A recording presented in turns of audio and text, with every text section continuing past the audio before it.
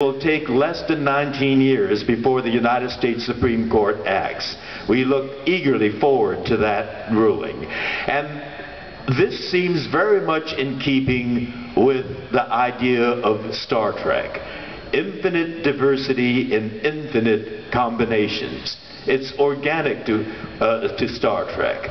I mean, you saw that visually in an African woman as a communications officer, an Asian man, that's me, as the helmsman. And to really underscore diversity, we had a pointy-eared alien as our first officer, Mr. Spock. But you heard that diversity as well on Star Trek. You heard it in the Scottish brogue of the engineer. You heard it in the Southern accent, the drawl of the ship's medical officer. And you heard it in the Russian accent of the navigator. And with that, the Russian accent, Gene Roddenberry was driving at another diversity.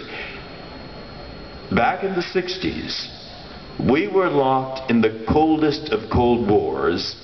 Two great powers, the Soviet Union and the United States, threatening each other with mutual nuclear annihilation. And at a time like that, Gene Roddenberry was making the statement, that too will pass.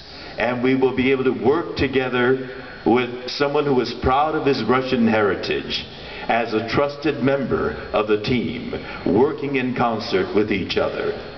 And the amazing thing is, only a few decades after that, today we have in fact a spacecraft out in space. We call it the International Space Station.